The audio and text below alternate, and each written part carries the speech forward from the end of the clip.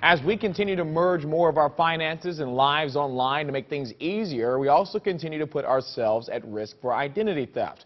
Becky Frost, the Consumer Education Manager for Experian's Protect My ID, joins us now live via Skype. Thank you for joining us, Becky, and good morning out in California. Good morning. How are you? I'm well. Becky, what are the biggest risks for consumers? We conducted a survey in Florida because identity theft can happen anywhere and to anyone. And we found that Floridians are doing some things to put themselves at risk for identity theft. So some of those risks involve their digital accounts. And one of the main risks is that 43% of the people that responded said they're not using different passwords for each account. So if one account gets hacked, that opens up the possibility for identity thieves to access multiple accounts. That's a big risk these days when we have, like you said, our financial accounts, our social media accounts, and a lot of information online.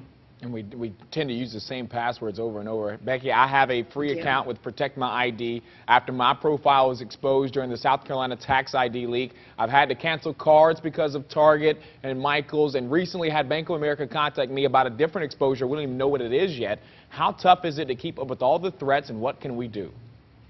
It's really important in this day and age of our information being everywhere. It's really important to stay vigilant. A lot of people feel like they can't do anything to protect themselves simply because of the amount of information that is out there. But there are certain specific things that we can do to protect ourselves. So we want to, one, check our credit reports regularly to watch out for signs of fraud. An identity thief, if he or she gets a social security number, the first thing that they usually do is open up a new credit account.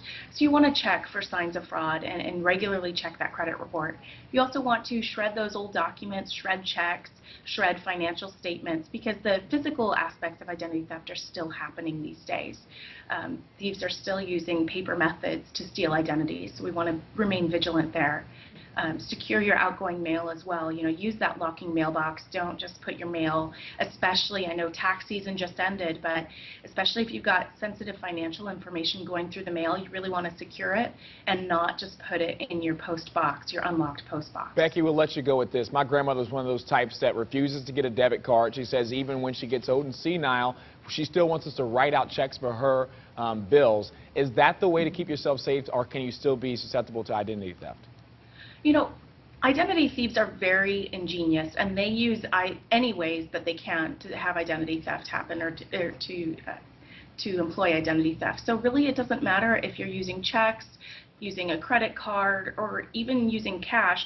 There are ways that thieves can try and steal your identity. If I use cash, they may try and steal my identity through my mail. They may try and steal it through my online accounts. So really what's important is just to be vigilant and to continue to monitor so that if you do see signs of fraudulent activity, that you can nip that in the bud. And certainly at Protect My ID, we're here to help people to put a stop to that and help them get their lives back on track. Great tips from Becky Frost, joining us live from California via Skype. Becky, thank you very much. Thank you. Have a great day.